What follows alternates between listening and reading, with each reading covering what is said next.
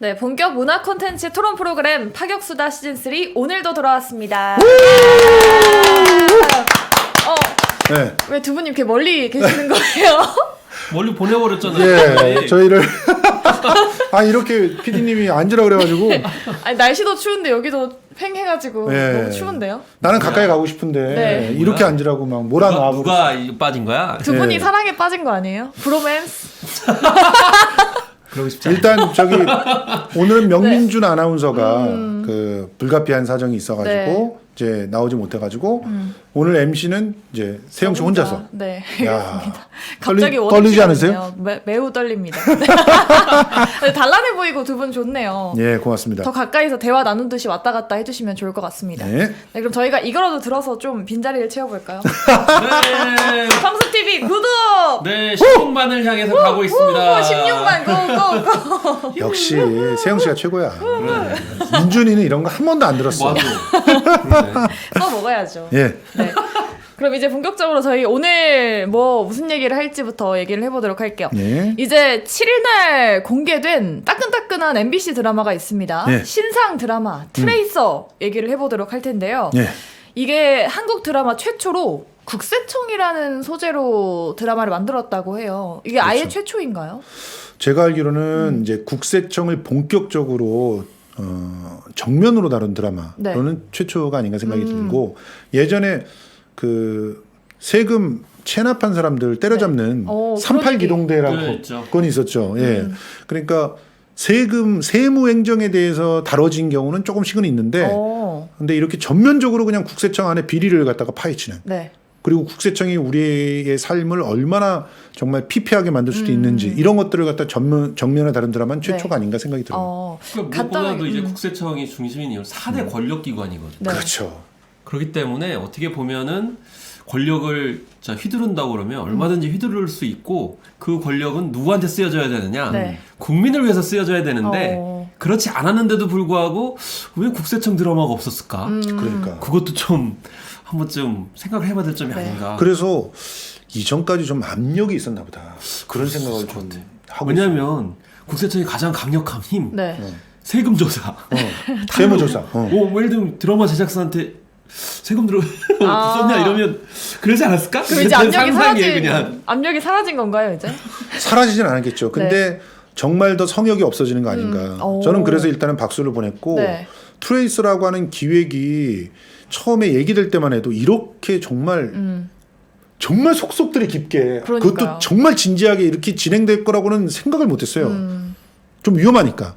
그쵸. 아까 그 4대 그 권력기관이라는 데가 어디냐면 검찰, 경찰, 감사원, 국세청 이렇게 네 군데인데 경찰은 뭐 이미 많이 됐고 그리고 검찰도 사실은 검찰 개혁 열풍에 좀 힘입어서 꽤 밀도 있게 검찰의 비리를 그려내는 드라마들이 있었잖아요. 네. 야, 근데 국세청을 이렇게까지 그려내다니. 그래서 박수를 보내고 있습니다. 지금.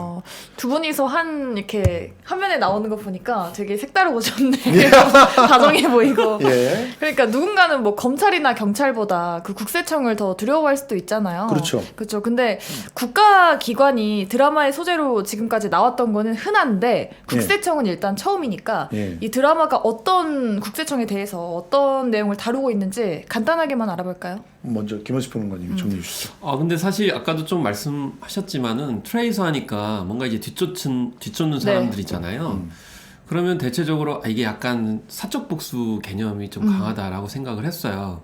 근데 딱 상자를 딱 열어보니까 네. 물론 사적 복수도 있어요. 주인공의 그런 개인적인 원한도 있는데 야 국세청 조직 내부 정면을 들이받더군요. 네. 네. 그래서 야 이런 드라마가 과연 제작이 되는 게 과연 가능했을까? 정말 반발도 있지 않았을까? 이렇게 생각이 들 정도로 네. 내부 권력기관의 그런 긴장감 또 권력 암투 이런 점들을 잘 볼 수 있으면서도 그 중간중간에 이제 기업들의 비리, 탈세 이런 것들을 적절하게 집어넣어서 약간의 어떤 대리 충족을 시원하게 해주는 점도 있는 드라마였습니다.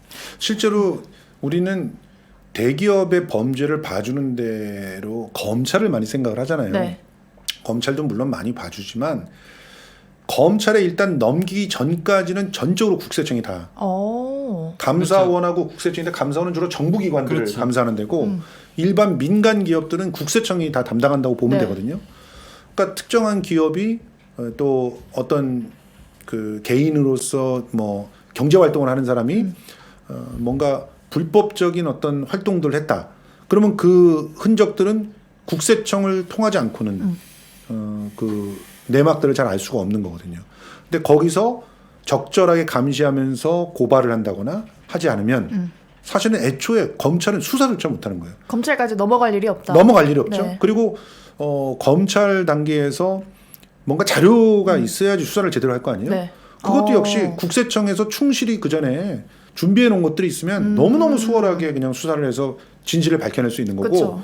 국세청이 제대로 협조를 잘 안 하면 검찰 수사에도 차질을 빚게 되는 거고 그래서 우리가 여기서 떠올리게 되는 게 윤우진이라고 하는 사람이 있죠. 네. 이게 뭐 사실상 지방 국세청장이었죠. 청장까지 올라간 그런 분인데 이분이 윤대진이라고 하는 검찰이 동생이에요. 그리고 정말 친한 친구가 윤석열이에요. 네. 이 삼각관계가 힘을 합했다. 그러면 얼마나 이권이 여기서 보장됐을까? 이걸 우리가 트레이서를 통해서 확인을 하니까 너무 실감이 나는 거야.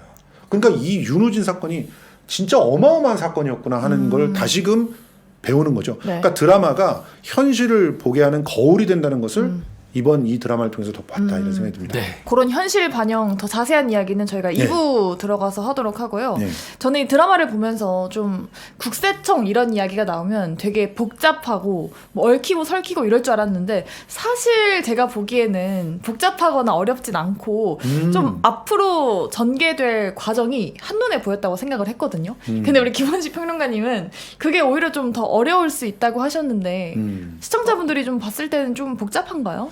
복잡하다기보다는 네.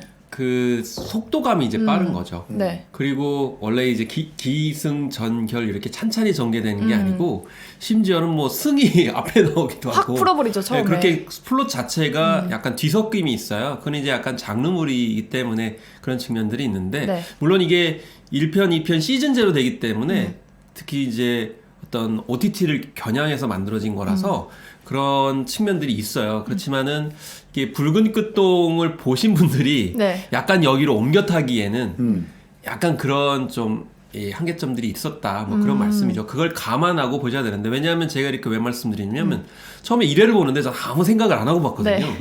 근데 도대체 뭔 얘기하는지 잘 아 모르겠어요. 그래요? 저는 네, 오히려 그래서 다 얘기를 해주니까 좀 더 쉬웠는데. 네, 그래서 이 기존의 트레이서가 가지고 있는 거기에 너무 제가 함몰이 됐었던 것 같아요. 단순한 그런 네. 로직에.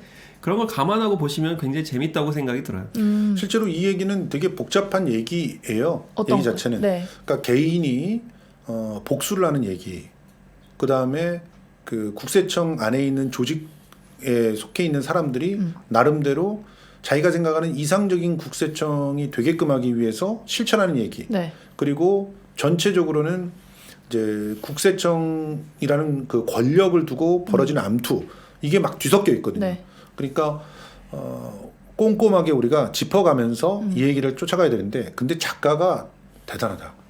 그러니까 작가가 말씀하신 대로 네.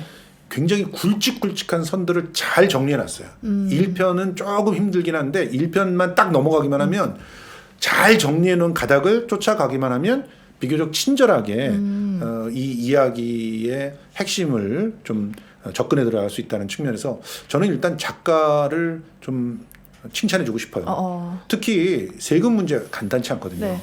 숫자가 나오면 머리 아프거든요. 근데 수포자입니다. 그렇죠. 네. 그런 것들을 굉장히 심플하게 얘기를 해서 뭐 기본만 딱 얘기해도 이게 무슨 얘기구나 이렇게 설득되게 딱 알 수 그렇게 있죠. 예 뭐 탈세 사례들 이런 거 네. 너무 잘 그 풀어내죠. 설명을 해줬잖아요.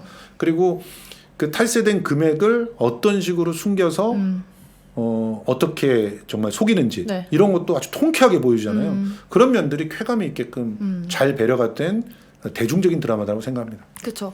관계 구도나 뭐 인물 구도를 되게 빠르게 펼쳐낸 편인 것 같아요. 원래 시즌제 드라마가 좀 그렇게 빠르게 전개가 되는 편인가요? 아니 이제 그 시즌제를 만든다는 거는 다시 많은 사람들이 꼼꼼하게 본다는 것을 전제로 하는 거거든요. 그러니까 주말 드라마처럼 흘러가는 게 아니고 네. 구조를 촘촘하게 해야 사실 시즌 1, 2, 3가 가면서 계속 시청자가 불어나는 걸 염두에 두는 거기 때문에 네. 그게 이제 온라인상의 그런 정주행의 큰 특징이라서 그걸 생각하지 않으면 그냥 처음에 다 완벽하게 다 이해해버리면 네. 보고 나면 아무것도 아니기 때문에 입소문이 안 나요. 그렇죠. 그런 점들을 생각을 해야 된다. 그래서 약간 중간 절충점으로 네. 생각했을 때도 좀 모범적인 사례가 될 가능성이 높지 않나 이런 생각이 들었어요. 그럼 시즌 1에서 2로 넘어갈 때 좀 스토리가 반전될 거라는 그런 예고도 있는 건가요? 근데 아마 제가 봤을 때는 이런 스토리 라인으로 시즌 2까지 간다는 거는 이 드라마의 특징이 이제 악인의 상대성이거든요. 과연 처음에 이제 파악이 안 됐던 게 네. 인태준이라는 사람은 도대체 어떤 사람이냐. 야 진짜. 예, 임시완이 이제 맡고 있는 그 황동주가 어떻게 그 인태준을 바라보고 있는지가 잘 안 나와요. 그래서 뭐 각자 이 추측을 하죠. 그 구성원들이 아마 인태준한테 잘 보이려고 할 것이다. 뭐 근데 얼핏 보면은 그냥 배임 곡수 같은데 이게 이제 얽혀 있다 보니까 그 디코딩하는 과정에서 네. 약간 아리까리한 게 그쵸. 있어요. 아직도 그렇지 않나요? 그리고 어떤 놈이 악역이고 아니고 처음에 그게 잘 드러나지가 않아요. 근데 점차 이제 오영이라는 인물부터 이제 그 과거가 등장을 하게 되면서 이 사람이 이런 내력을 가지고 있구나. 그러면 황동주가 이 사람을 어떻게 해가지고 어떻게 또 가겠구나. 네. 이렇게 이렇게 하기 때문에 이거는 고도의 지능 플레이거든요. 그래서 앞으로 그냥 이분법적인 뭐 선과 악이 나뉘어지고 네.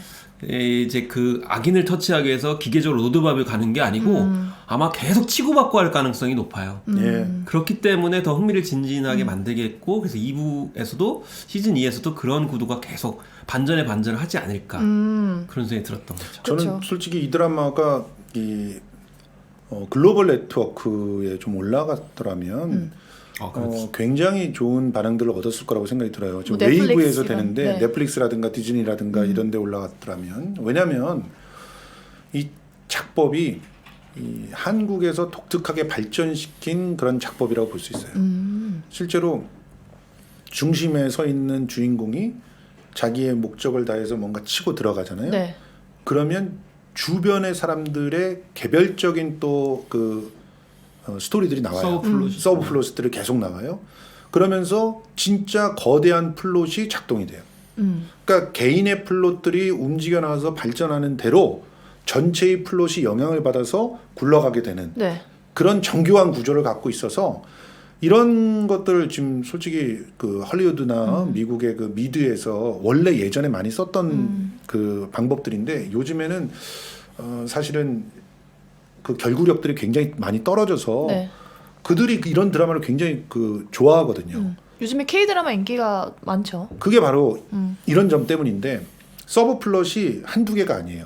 그러면 복잡해지기 때문에 미국 사람들이 되게 또 서브 플롯 많은 것들을 짜증내 하는데 우리 저 세영 씨가 보기에도 네. 서브 플롯들이 자연스럽게 상승하잖아요. 그쵸. 함께. 여기서 보면은 여자 주인공도 자기 나름대로 서브 플롯이 있고 또 박용우 씨 연기하는 그 오영. 네. 네. 이 사람의 서브 플롯도 만만치 않잖아요. 그런데 이게 함께 굴러가잖아요. 그러면서 어디가 먼저까지더라도 굉장히 좀 자연스럽게 네. 그렇게 흘러가서 이런 이야기 구조는 한국 지금 드라마의 가장 돋보이는 점이다. 이런 스토리를 만들어내는 작가들을 잡으려고 지금 글로벌 그 OTT들이 네. 혈안이 돼 있다. 이런 점들 좀 말씀드리고 싶습니다. 그렇죠. 저희가 일단 캐릭터 얘기를 했었는데 캐릭터 설명을 또 자세하게 해봐야겠죠. 네. 좀 개성 있는 캐릭터들이 나왔어요. 예. 맹물 같지 않고 되게 자기 주장 강하고 다들 독특한 색깔을 갖고 있는데 특히나 주인공 우리 동주 임시완님은 우리 동주예요. 우리 동조가 됐어 벌써. 예. 윤동주 아니고 황동주. 우리 황동주 원래 전작에서는 미생 그리고 변호인 등에서는 되게 착한 캐릭터였잖아요. 근데 갑자기 대변신을 해가지고 연기력까지 레벨업해서 돌아왔는데 뻔뻔한 또라이라고 한마디로 할 수 있을 것 같아요. 정답 진짜 뻔뻔한 또라이. 그렇죠? 이 임시완 한동주 캐릭터 어떻게 보셨나요? 우리 김원식 평론가님. 뻔뻔한 아이돌? 뻔뻔한 아이돌이다. 원래 아이돌 출신이잖아. 네, 맞아요. 근데 저는 이렇게 변신하리라고는 전혀 생각을 그쵸. 못했는데 결국에는 그 배우의 내 안에 있는 그런 캐릭터성을 어떻게 발굴을 하느냐가 네. 정말 중요했다라는 점 이번에 잘 보여줬고 정말 처음에 등장했을 때는 회계사로 등장을 하잖아요. 그땐 정말 싸가지 같이 없는 맞아요.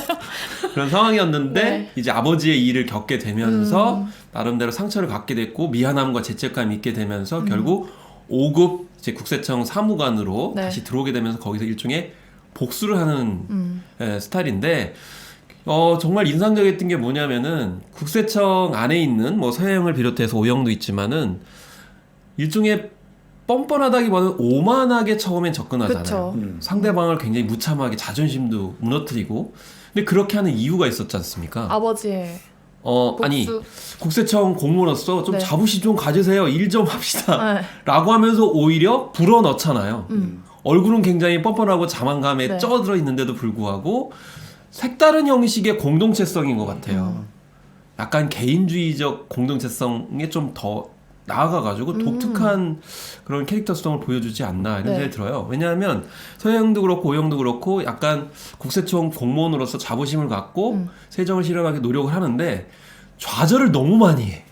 그 두 명. 그리고 심지어는 오영 같은 경우 내부 권력 다툼에 밀려나가지고 정말 찌그러져 있는 그런 수준인데 그 사람들을 패잔병들을 불러 모아가지고 임시완이 뻔뻔하고 오만스럽게 끌고 가거든요. 그 캐릭터를 야 임시완이 해낼 줄이야. 네. 진짜. 저는 미처 몰랐습니다. 임시완 연기력이 레벨업 됐다라고 하셨는데 예. 원래도 잘하지 않았나요? 임시완은? 실제로 임시완이라고 하는 배우는 처음에 미생에서 눈에 들어왔을 때 네. 연기 신들이 키워준 캐릭터예요. 연기신. 맞다. 예. 네. 그러니까 연기라고 하는 거는 상호작용이에요. 자기 혼자 연기를 잘하는 사람도 있지만 실제로 액션은 리액션이다라고 하는 연기계의 그 명언이 있습니다.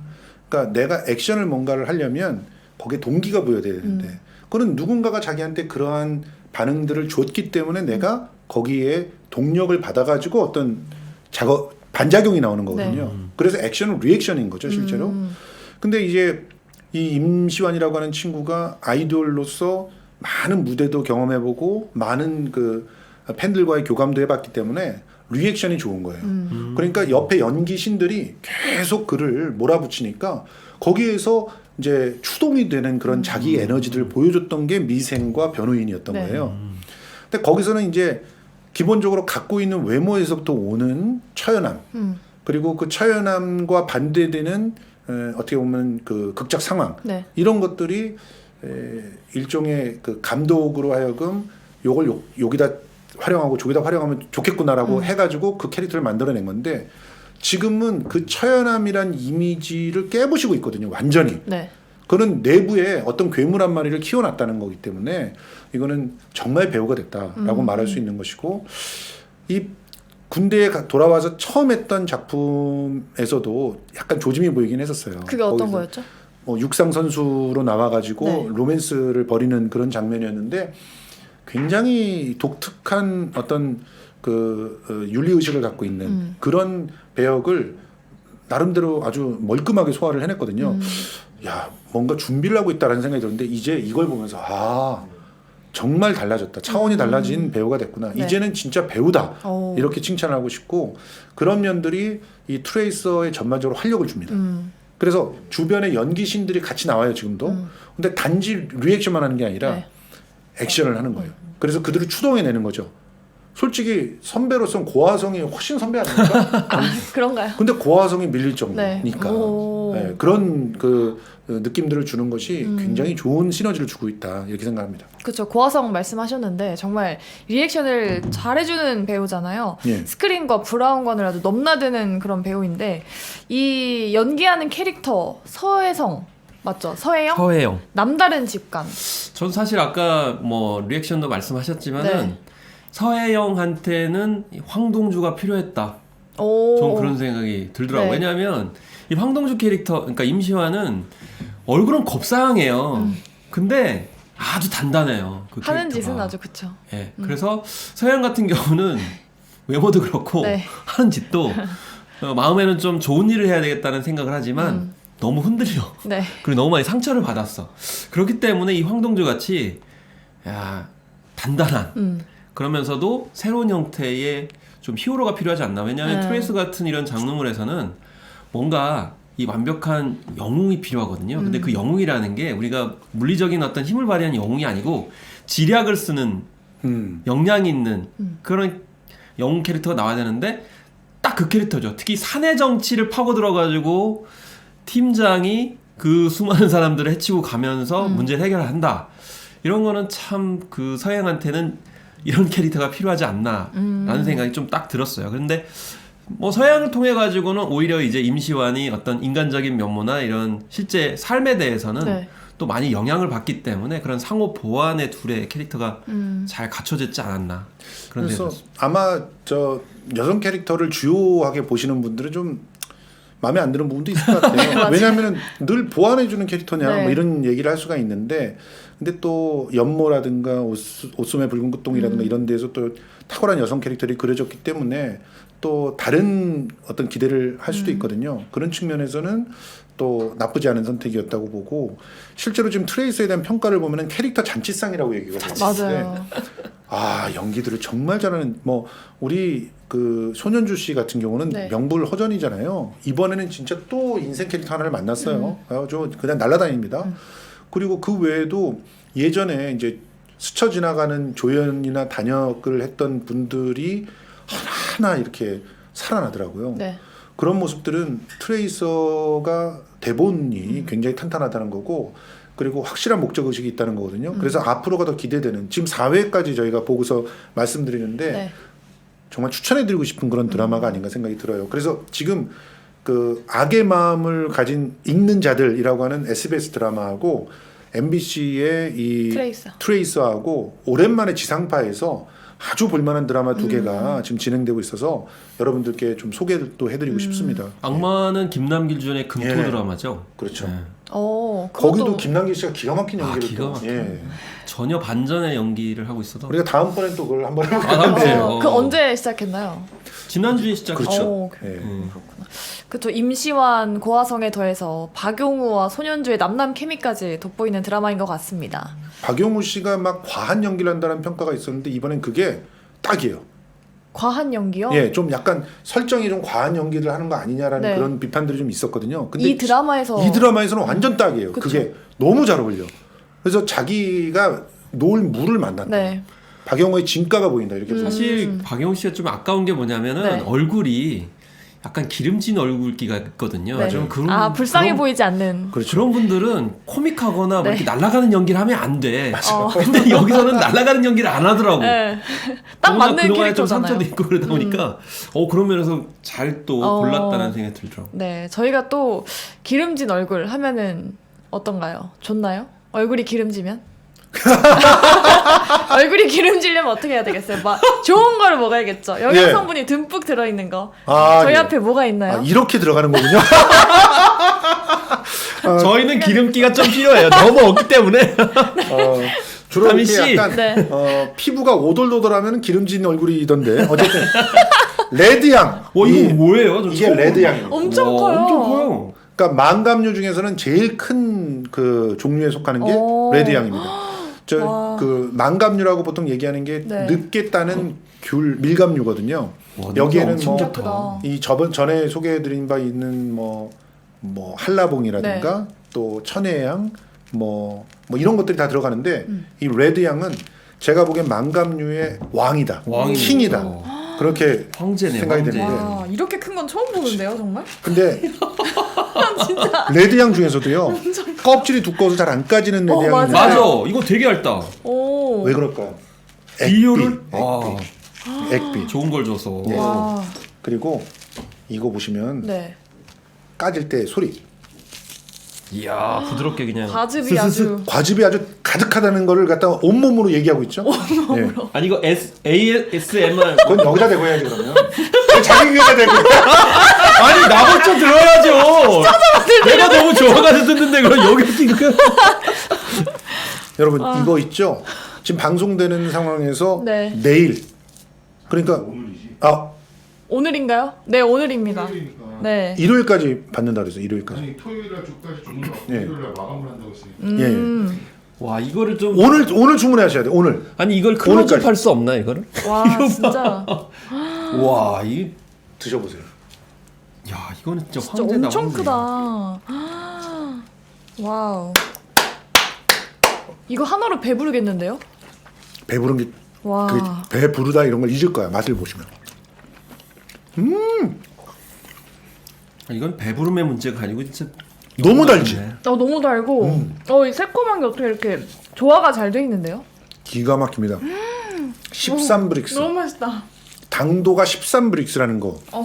과일이 13브릭스 나오는 건 예전엔 꿈도 못 꿨던 거예요. 아 이건 꿈꾸던 꿈꾸던 맛인데. 어떻게 해요? 이거 우리나라는 먹기가 아깝다. 우리나라는 이렇게 과일을 이제 잘 너무 만드는 맛있는데요? 거예요. 그러니까. 역시 한국 과일이 최고예요, 정말. 이거 우리가 개발해낸 거래요. 오. 너무 맛있어. 뭐 옛날에 한 10년 전에 미국에 이민 갔다가 잠깐 들어왔던 우리 사촌 동생이 오렌지가 얼마나 맛있는지 아냐 그러면서 우리 밀감을 갖다 막 타박했던 적이 있거든. 야 이건 진짜 오렌지보다 훨씬 낫네. 잽도 안 되죠. 잽덧 기가 막힌 이 레드향. 와. 이 레드향이 그 선물용으로 13개에서 17개 정도 들어가는 그 선물용 한 박스가 65,000원입니다. 65,000원이면은 진짜 레드향 가격으로 굉장히 싼 편이에요. 그러니까요. 근데 레드향 중에서도 이거는 진짜 독보적인 게 당도도 너무 좋고 이게 얇으니까 와. 과육이 그만큼 튼실한 거예요. 네. 이게 후숙이 돼. 이 더탐란에 010-6235-4952 010-6235-4952로 지금 전화 주셔야 돼요. 지금 오늘 내로 마감이에요. 왜냐면 택배 대란이라서 지금 아 그렇구나. 그 설날. 제주도에서 택배가 못 돈대요. 설날도 있지. 그다음에 지금 택배 파업도 맞아. 마무리가 안 됐잖아요. 다음 주 초에 가서야 뭐 될까 말까 하는데 CJ가 파업을 하니까 다른 택배 회사들은 물류가 몰려가지고 거기서 막 손을 들고 있어요. 우리나라에서 택배 회사 중에 제일 큰 데가 CJ거든요. 그렇죠. 지금 빨리 전화 주세요. 지금 드셔야 됩니다. 65,000원. 야 이거 선물용으로 엄청 좋을 것 같아. 이거. 그렇죠. 어르신들하고 아이도 설날 엄청 선물. 좋아할 것 같고. 이건 진짜 남녀노소를 가리지 않고 너무 좋아하실 게 깜짝 놀랄 것 같아. 뭐 질기지도 않고 맛이 뭐 특별히 시지도 않고 달고 이건 백화점에도 없을 것 너무 같은데. 달아요. 백화점에서는 이건 더 훨씬 비싸게 팔려요. 이 정도 그 레드향이라면은 못해도 8만 원, 8만 원 이상 줘야 되는 이 정도 크기에 이 정도 맛이라면 8만 원 이상 줘야 됩니다. 여러분 65,000원에 여러분들께 드리고 있습니다. 많이 사랑해 주시기 바랍니다. 네, 이렇게 1부에서는 저희가 줄거리 그리고 등장인물, 캐릭터까지 다뤄봤습니다. 이제 2부에서는 저희가 어떤 걸 다룰까요? 예, 이 작품이 어떤 메시지를 품고 있고 그리고 의미가 뭔지 이런 것들을 한번 따져보자고요. 네, 알겠습니다. 저희가 2부에서는 이 드라마가 담고 있는 메시지 그리고 사회적인 의미까지 아울러서 다뤄보도록 하겠습니다. 네, 그럼 저희는 2부에서 만나뵙도록 할게요. 안녕! 안녕.